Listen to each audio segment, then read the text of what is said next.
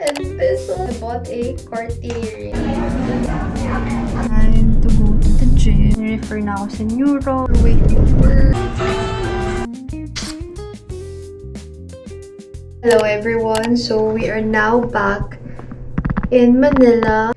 And before ang lahat, let's do a Japan haul. So nakapag-haul na ako sa TikTok. So gawin ko rin here. Ko na lahat mga haul, especially yung mga damit. Kasi nagamit ko na yung iba doon. Pero siguro ipapakita ko yung medyo mga major purchases. Hina natin yung sa Disney. So for Disney, of course, bumili ako ng Disney ears. So, last year, ito talaga yung gusto kong ears kaso hindi available sa Disneyland. Then, si Stella Lou. So, hindi ko rin siya nabili last year. Then, I got a luggage tag. Then, nagpabili ako sa boyfriend ko ng Disneyland the necklace for souvenir. And then, another souvenir for Rapunzel. So, favorite Disney princess ko si Rapunzel. So, ayun. Bumili na ako nung kanyang frame.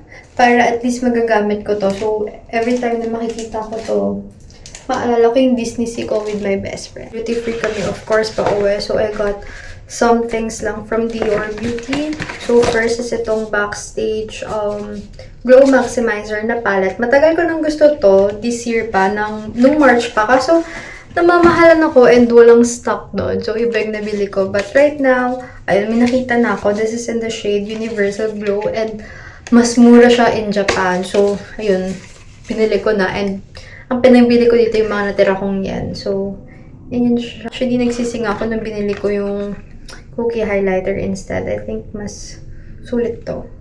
Of course, a lippy kasi nga, mas mura doon guys sa Japan. So, I got yung Lip Addict. This is in the shade 073, yung Blackberry. Actually, yung gamit ko right now. Para maiba naman, para medyo dark naman siya sa akin, hindi puro light, kasi mahirap yung lumabas sa lips ko. And konti lang nabili ko doon sa mga tax-free shops sa Ueno, kasi nga babalik pa kami and ayoko mag-over baggage. Actually, over baggage ako. So, first is itong honey na oil. So, favorite shampoo ko to. So, gusto kong itry. And then, itong vitamin C na toner. Hindi Alba. So, bumili na ako kasi mas mura to dun guys sa Japan. So, ito siya. Yung setting, yung spray niya. Then, yung ibang anik-anik ko from Line Friends. Guys, hindi ko na mapapakita yung iba kasi binigay ko na sa pinasalubungan ko. Itong Eco Bag na BT21. And then, itong case na to. And then, coin purse. So, papakita ko yung ibang anik-anik na nabili ko. Kasi nasa bag ko siya. So, pakita ko siya later. Buy ko na rin guys yung pasalubong ko from my tita. So, galing siyang Dubai. So, binila niya lang ako nung hand soap na gingerbread bakery from Bath & Body. This is my favorite scent. Pabango. Yung Bare Vanilla from Victoria's Secret. Pagkalapag guys, sa duty free dito sa atin, may nakita kaming perfume ng best friend ko. So, ito yung Sol de Janeiro na number 62. Actually, maliit lang yung nabili namin kasi yung malaki, walang stock. Pero okay lang kasi ito yung maliit. So, pwede ko siyang malagay sa bag ko. And then, may kasama siyang cream. So, balita ko mabango to. Next is yung mga big girl purchase ko. So, I never thought na mabibili ko to. So, ayun, inisip ko na lang na sobrang hardworking ko this year and deserve ko to. So, let's do it! So, pakita ko sa inyo. First ever brand new LV. So, this is just a wallet pero big achievement siya kasi usually yung mga wallet ko is vintage or second hand. Nagamit ko na siya and nabuksan ko na siya. Hindi ko alam kung ano yung ma-feel ko nung binili ko to, kung may iyak ba ako, pero I'm so lucky na na-experience ko to. So, dream wallet ko to, one of my dream wallets. Story time. So, nagtingin kami ng mga vintage designers sa Shibuya, pero ang mahal pa din. So, parang same price na sila ng brand new. So, binili ko na to. Matagal ko naman na siyang inaay. Ayan siya. I wanna try. Actually, hindi pa rin nagsisink in sa akin na nabili ko to. So, ayun. Kasi, binili ko to on our second day. Hindi na ako nag-expect na makakahanap ako ng bag. So, ayun. ito yung loob niya. So, super thankful. Tambay pa ng mga SA nila. So, I got this sa Ueno, yung mga vintage store dun. So, hiwalay na store ko sila nabili. Vintage lang to, guys. So, pinagpilian ko pa siya sa Monogram or ito. Pero kasi, medyo parang, hindi yun na bago. I mean, parang medyo mas gamit tignan yung Monogram. So, syempre, mas tinitignan ko yung pang matagalan. So, ito siya. I think never full siya, pero mas maliit na version. So, ayan. Hindi ko napakita yung anik-anik ko. So, ito yung from Line Friends, BT21, and then itong frog. Grabe, may core memory itong frog na to, guys. And then, next, so yun, sa ibang outlet ko nabili. Tapos ito, actually, nagsisi nga kami, guys, kasi mas mura to. Pero anyway, and then, ito lang, guys. Hindi ito yung favorite, design ko. Talagang, ito lang yung natsyempohan ko. Matagal na ako naghahanap ng kilikili bag na madaming malalagay. Madaming malalagay dito, guys. So, ginamit ko din to doon. Ito din yung isa sa mga anik-anik ko. Ang cute, diba? Last but not the least, yung jewelry na nabili ko from Japan. So, dito, nung binili ko, umiyak na talaga ako, guys. So, first muna is itong from Chuchuni. So, ito, binili ko from my first day. Yes, guys, first day pa lang napag-asa sa God. Pero okay na lang kasi Christmas gift to ng boyfriend ko. So, thank you. Nag-girl math ko na siya. So, ito siya. And then, white gold siya. Ayan. Nagustuhan ko siya kasi may diamond siya. Last but not the least, so, ito yung never kong in-expect na mabibili ko this year and mabibili ko siya in my lifetime. This is our last full day na shopping, like ikot-ikot. Kasi the next day, Disney day na namin and then alis na namin. So, hindi ko na-expect to. Kasi hindi naman talaga ako naghahanap ng rings or jewelry sa Japan. Hindi yun yung prayo ko. Ang prayo ko yung bag. And then ito, guys, kasi naghahanap yung best friend ko. Then may nakita kami sa store na to. And guys, ay nako, napaiyak kami kasi parang ito na yung friendship ring namin. And this one, I bought a Cartier ring.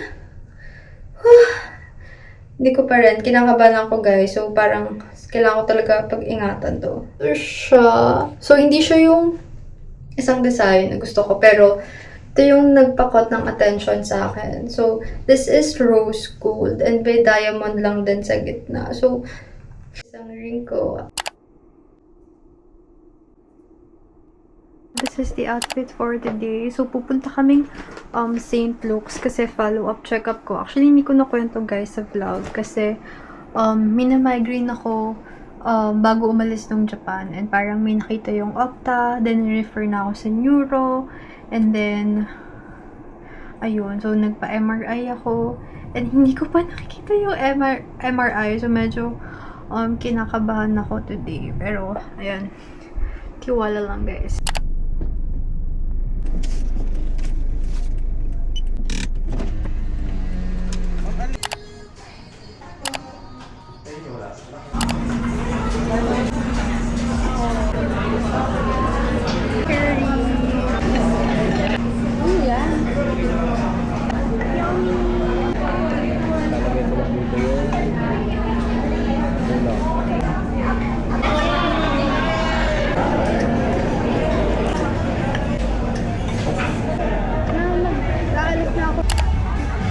Good afternoon, everyone. So, long time no vlog here dito sa car, but I'm on my way sa SM kasi laser appointment ko today.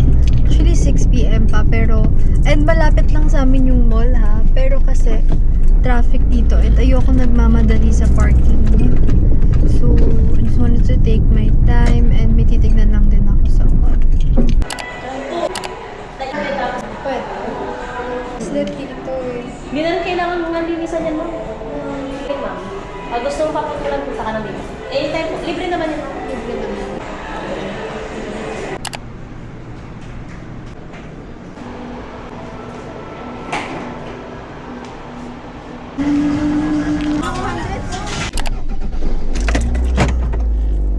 Okay, guys. So, I am done now with my errands. Hindi ko ine-expect na magsha-shopping ako.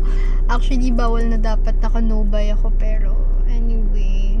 So, bumili ako ng necklace from Imono. Favorite necklace ko or jewelry store si Imono. Mahal siya kasi, pero okay lang kasi hindi siya nagta-tarnish sa akin. So, kahit gamitin ko siya sa dagat, ito, ang tagal na sa akin na itong bracelet na to. Hindi naman siya nagta-tarnish. But anyway, bumili din ako ng dress sa Forever 21 kasi naka-sale sila.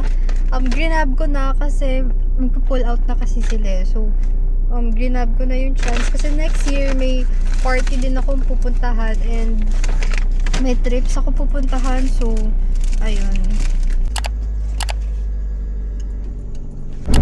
So, we are on our way to work. Hindi bago pa din ako sa work.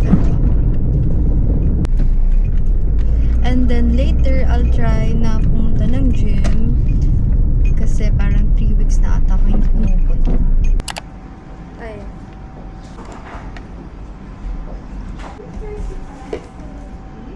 So now, na tayo sa SM Aura.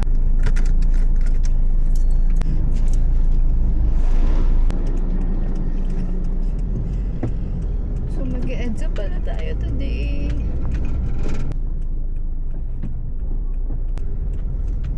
Why naman ay pag-ganun?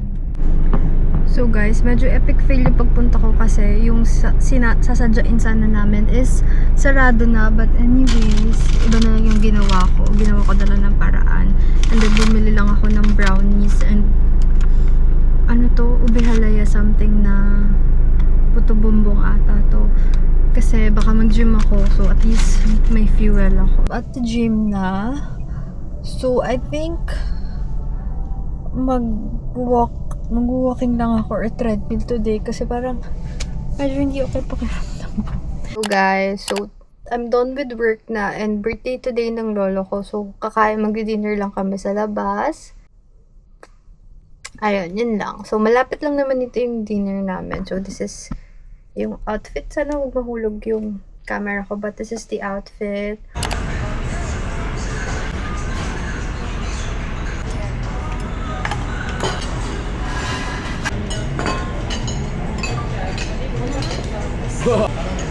Sunduin sa nito ko yatin. Happy birthday to you. Hello guys. Kakagaling ko lang ng work. Now it's time to go to the gym. To be honest, tinatamad ako.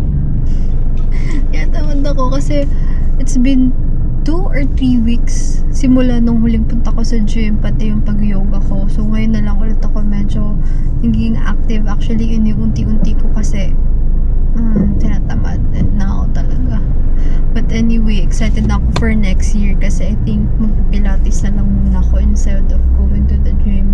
Ngayon talaga pinipilit ko lang din kasi para gumalaw-galaw yung katawan ko. I am now at the gym and oh my god, ito na talaga. Kailangan ko ng sipagin.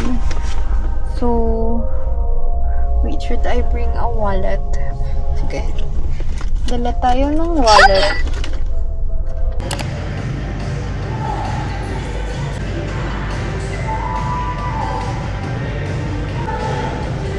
Grabe guys, para bang tinorture ako. Tinorture ako sa gym kanina. 1 month na pala. Sinapa yung muling punta ko 1 month. Kasi 1 week before may Japan trip, nagpahinga ako. And then 1 week ako doon. And then last week hindi rin ako pumunta kasi nga pagod. And then ngayon na lang ulit. Anyways, bumili ako ng snacks sa No Brand. Ano, no brownie chips. Babasa calories. So, kailangan ko kasi grabe. Okay. Nakatatlong exercise lang ako doon para akong tinutorture.